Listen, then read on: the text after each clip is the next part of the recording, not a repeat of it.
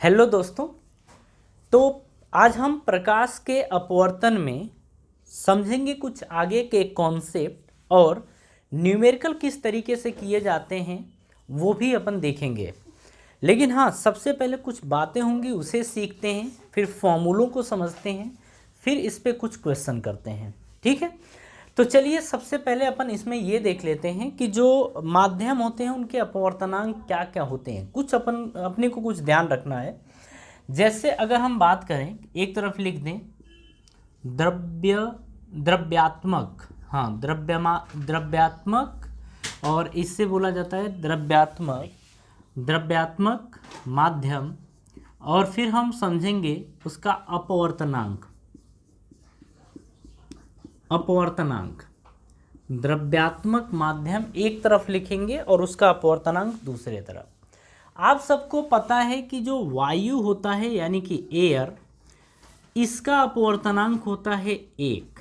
ठीक है, अगर हम बर्फ की बात करें तो बर्फ का जो अपवर्तनांक होता है वो होता है 1.31 ये होता है बर्फ का।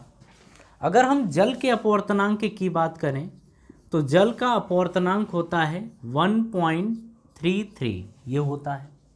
ठीक है, अब अगर हम केरोसिन की बात करें तो केरोसिन का जो अपवर्तनांक होता है वो होता है 1.44 ये होता है। तारपीन की बात करें,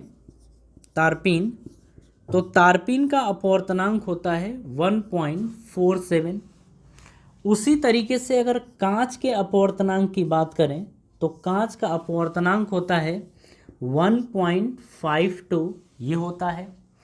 अगर हम हीरा की बात करें तो हीरे का अपवर्तनांक होता है 2.42 ये होता है।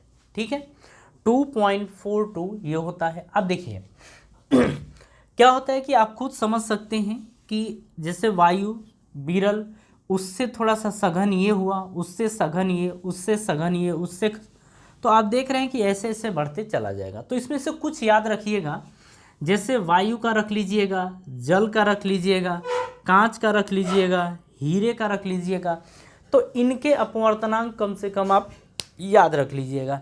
ठीक है, चलिए अब क्वेश्चन करने से पहले कुछ बातें अपन सीखेंगे। जैसे देखिए, जो फॉर्मूला हम पिछले टर्म पे देखे थे, हम उसी की अभी अगर बात करें तो आपने देखा था उसमें कि जो निरपेक्ष अपवर्तनांक होता है उसे n से दिखाते हैं, और ये होता है C/V। ये होता है हमारा एब्सोल्यूट रिफ्रैक्टिव इंडेक्स। निरपेक्ष अपवर्तनांक, एब्सोल्यूट रिफ्रैक्टिव इंडेक्स यानी कि निरपेक्ष अपवर्तनांक। यहीं पे अगर हम बात करते थे रिलेटिव रिफ्रैक्टिव इंडेक्स की यानी कि सापेक्ष अपवर्तनांक की, तो इसे या तो हम N12 लिख सकते हैं या तो N21। अच्छा, पढ़ते कैसे हैं कि पहले माध्यम का अपवर्तनांक दूसरे माध्यम के सापेक्ष, दूसरे माध्यम का अपवर्तनांक पहले माध्यम के सापेक्ष, लिखते हैं इसको कि N1/N2। ठीक है, और यहाँ पर लिखेंगे N2/N1। अब देखिए यहाँ पे होता है जिसका, और ये होता है जिसके सापेक्ष, जिसके सापेक्ष, आप ऐसे याद रख सकते हैं। ठीक है, जिसका आपको ज्ञात करना होगा वो पहले आएगा, और जिसके सापेक्ष ज्ञात करना होगा वो बाद में आएगा। अगर इसे हम देखें तो इसे C/V1 लिखे थे, और फिर C/V2, और यहाँ से आया था V2/V1। यानी कि हम ऐसा बोल सकते हैं यहाँ पे इसके हिसाब से कि N12 की जो वैल्यू आएगी वो N1/N2, और इसे हम लिख सकते हैं V2/V1। जब न्यूमेरिकल आएगा तो आप आसानी से सॉल्व कर लेंगे। इसकी बात करें तो C/V2/C/V1, और इसे हम लिख सकते हैं V1/V2। तो यहाँ से N21 जो आएगा वो N2/N1 आएगा, और इसे लिख सकते हैं अपन V1/V2। बात कुछ पल्ले पड़ी। तो ये होता है सापेक्ष अपवर्तनांक, और इस तरीके से हमें फॉर्मूला ध्यान रखना होता है। ठीक है, अब मान लीजिए एक चीज़ हम आपको पहले बता दें, इसे आप ना अच्छे तरीके से ध्यान रखिएगा, जो अब हम बताने जा रहे हैं इसे आप नोट की तरह इसे लिख लीजिएगा। जैसे देखिए, हम कहते हैं कि पहले माध्यम का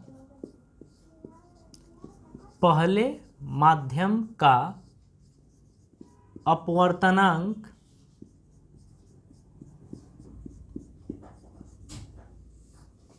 दूसरे माध्यम के सापेक्ष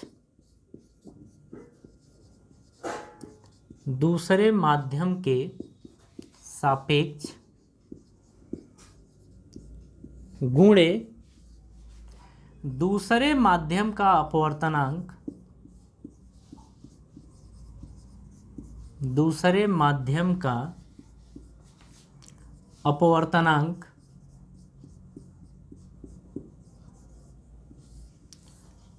पहले माध्यम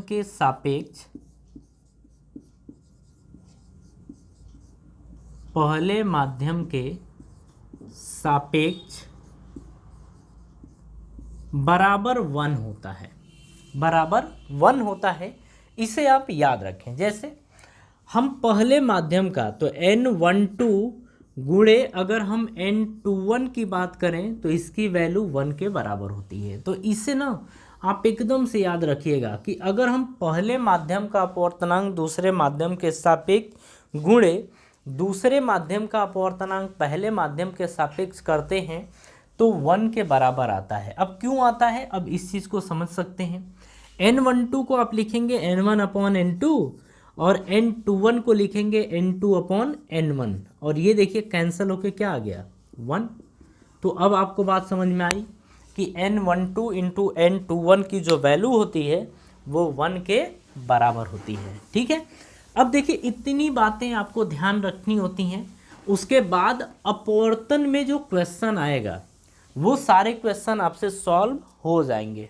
ठीक है, जैसे जरा अब बोर्ड स्क्रीन पे आप क्वेश्चन देखिए अगर हम पहले की बात करें तो पहला क्वेश्चन अपने को ये दे रखा है कि वायु में, अच्छा एक बात और ध्यान रखिए, जो वायु में प्रकाश की चाल होती है, वायु में प्रकाश की चाल जिसे हम c से प्रदर्शित करते हैं, इसकी वैल्यू होती है 3 × 10⁸ मीटर पर सेकेंड। जो प्रकाश की चाल होती है वायु में वो 3 × 10⁸ मीटर पर सेकेंड होती है। ठीक है, अब आते हैं हम अपने न्यूमेरिकल की तरफ। ठीक है, क्वेश्चन की तरफ चलिए जरा देखिए। बोल रहा है कि वायु में प्रकाश की चाल 3 × 10⁸ मीटर पर सेकेंड है, जबकि एक पदार्थ में इसकी चाल 1.5 × 10⁸ मीटर पर सेकेंड है। तो पदार्थ का अपवर्तनांक बताइए। देखिए हमसे पूछ रहा है कि आप ना पदार्थ का अपवर्तनांक बताइए क्या होगा। यहाँ पर ये बोल रहा है कि जो वायु में प्रकाश की चाल है वो 3 × 10⁸ मीटर पर सेकेंड है और किसी माध्यम में उसी प्रकाश की चाल यानी जिसे v से दिखाते हैं वो है आपका 1.5 × 10⁸ मीटर पर सेकेंड। ये क्वेश्चन में दे रखा है। तो ये तो आपका हो गया वायु में प्रकाश की चाल और ये हो गया किसी माध्यम में प्रकाश की चाल। ठीक है, ये किसी माध्यम में है। तो अगर n देखा जाए तो n = c/v होता था, बिल्कुल होता था। c की वैल्यू है 3 × 10⁸ अपॉन v की वैल्यू है 1.5 × 10⁸। ये कैंसिल और 1.5 दूनी कितना होगा 3, ये आ गया 2, यानी कि n की वैल्यू कितनी आ गई 2, यानी कि अपवर्तनांक उस माध्यम का कितना होगा 2 होगा। ठीक है, चल अरे ये सिंपल क्वेश्चन है, इतना टफ क्वेश्चन नहीं है, आप इसे आसानी से कर सकते हैं। ठीक है, हाँ जी चलिए अब आगे बढ़ते हैं, अपन नेक्स्ट क्वेश्चन देखते हैं। देखिए इसमें बोल रहा है कि वायु में प्रकाश की चाल 3 × 10⁸ मीटर पर सेकेंड है। 3/2 अपवर्तनांक वाले कांच में प्रकाश की चाल कितनी होगी। ठीक है, अब देखिए यहाँ पर हम क्वेश्चन कर सकते हैं। हमसे क्या बोल रहा है, हमसे बोल रहा है कि जो वायु में प्रकाश की चाल है यानी कि c, ये 3 गुणे 10 की पावर 8 मीटर पर सेकेंड है। ठीक है, बोल रहा है कि एक कांच है, उसका अपवर्तनांक 3/2 है, यानी n की वैल्यू 3/2 है। ठीक है, तो हमसे ये बोल रहा है ना कि उसमें यानी कि उस कांच वाले माध्यम में प्रकाश की चाल कितनी होगी ये बताइए। यानी कि हमसे v की वैल्यू पूछ रहा है कि v की वैल्यू क्या होगी। देखिए n बराबर हमें पता है कि c/v होता है। ठीक है, अब हमसे v पूछ रहा है, आप इसको यहाँ लेके आओ और इसको यहाँ लेके चले जाओ, तो v = c/n होगा। बिल्कुल, c की वैल्यू होती है 3 गुणे 10 की पावर 8 और n की वैल्यू दे रखा है 3/2। आपको ये पता है ना कि ये केवल यही है, तो इसके अपॉन में 1 लिख सकते हैं, तो बीच का बीच में और नीचे का ऊपर चला जाएगा। तो यहाँ से आपको देखने को मिलेगा कि 3 गुणे 2, ये वाला 2 ऊपर जाएगा, तो आप ऐसे लिख सकते हैं कि 2 गुणे 3 गुणे 10 की पावर 8, ये जब ऊपर गया है तो 2 गुणे 3 गुणे 10 की पावर 8 बटे में 3 गुणे 1, तो बटे में 3 गुणे 1, 3 से 3 कैंसल, तो यहाँ से आ जाएगा 2 गुणे 10 की पावर 8 मीटर पर सेकेंड, 2 गुणे 10 की पावर 8 मीटर पर सेकेंड। यानी कि उस कांच, वो जो कांच है उसमें प्रकाश की चाल जो होगी वो 2 गुणे 10 की पावर 8 मीटर पर सेकेंड होगी। ठीक है, चलिए देखिए, अभी हम आपको छोटे छोटे क्वेश्चन करवा दे रहे हैं ताकि मतलब आप इस चीज़ को कर सकें, समझ सकें कि अगर ऐसा क्वेश्चन आता है तो किस तरीके से सॉल्व होगा। पहले आप इस चीज़ को समझ लीजिए, इसके बाद हम अच्छे क्वेश्चन की तरफ मूव करेंगे। चलिए नेक्स्ट क्वेश्चन की बात करते हैं। तो नेक्स्ट क्वेश्चन दे रखा है अपने को, हाँ, बोल रहा है कि वायु के सापेक्ष कांच का अपवर्तनांक। तो किसका अपवर्तनांक? कांच का अपवर्तनांक वायु के सापेक्ष। तो देखिए हमने कहा था कि जब हम लिखते हैं तो जिसका और जिसके सापेक्ष, तो किसका? कांच का बोल रहा है, तो कांच का किसके सापेक्ष? वायु के सापेक्ष। तो ये ठीक है, ये दे रखा है कि कांच का अपवर्तनांक वायु के सापेक्ष, ये दे रखा है 3/2। हमसे पूछ रहा है कि कांच का वायु के सापेक्ष अपवर्तनांक कितना होगा। सॉरी, तो बोल रहा है कि कांच के सापेक्ष वायु का अपवर्तनांक, यानी वायु का अपवर्तनांक कांच के सापेक्ष ये कितना होगा।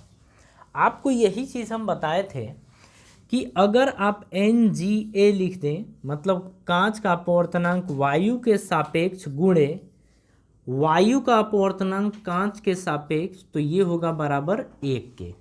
ठीक है, NGA की वैल्यू 3/2 है, तो 3/2 लिखेंगे, गुणे NAG ये पूछा है, बराबर आएगा 1।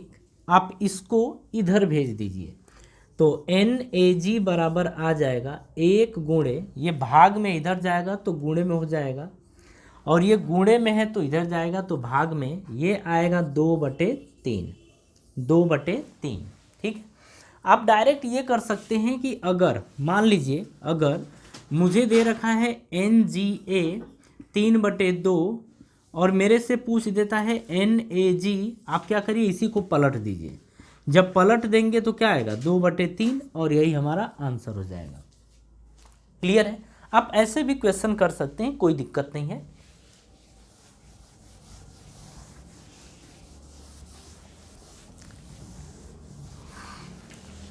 हाँ जी, चलिए नेक्स्ट समझते हैं।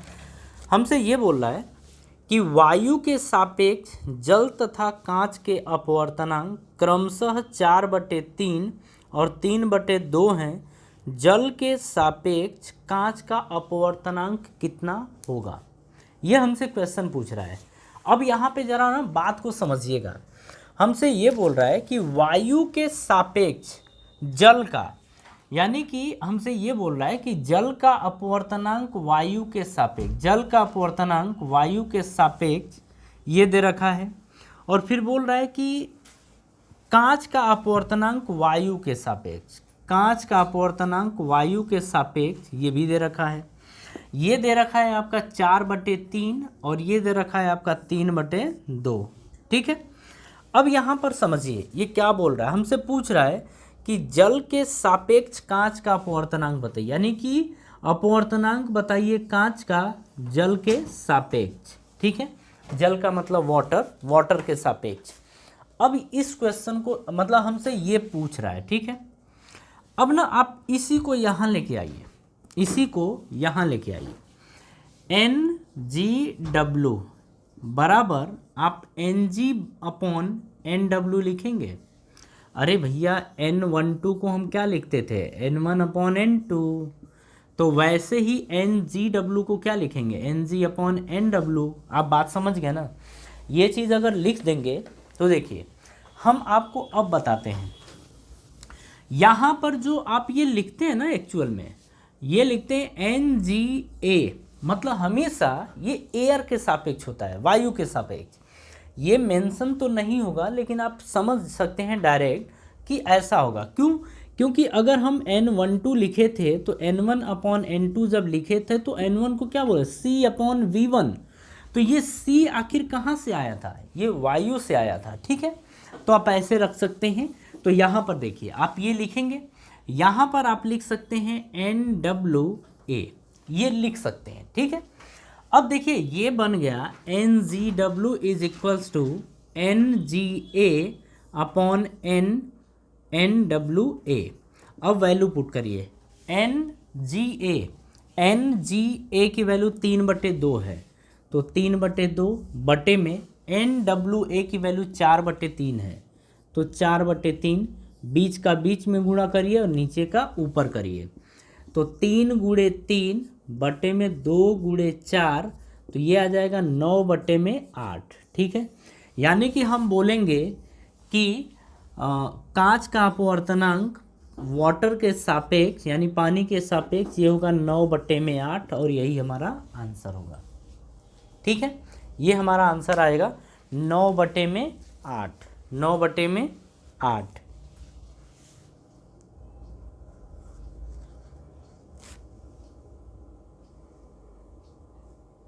हाँ जी, चलिए ठीक है, ये बात समझ में आई, तो इसे आप कॉपी करें, फिर नेक्स्ट देखते हैं इसके आगे। हाँ जी, देखिए लगभग आप ये मानिए कि अब इससे अधिक टफ क्वेश्चंस आपके सामने नहीं आएंगे। ठीक है, मतलब ये आपका लगभग लास्ट होता है, इससे ज़्यादा आपसे क्वेश्चन नहीं पूछे जाएंगे। एक क्वेश्चन और है, काफ़ी बेहतर क्वेश्चन है, इसे हम आपको समझा देते हैं। ठीक है, नहीं, अभी इस क्वेश्चन को हम तब करेंगे जब हम स्नेल्स लॉ पढ़ चुके होंगे। ठीक है, तो इसके बाद भी आपको बोर्ड स्क्रीन पे कुछ क्वेश्चंस और देखेंगे जो आप ज़रूर कर लीजिएगा। ठीक है, ज़रा बोर्ड स्क्रीन पे आप देखिए।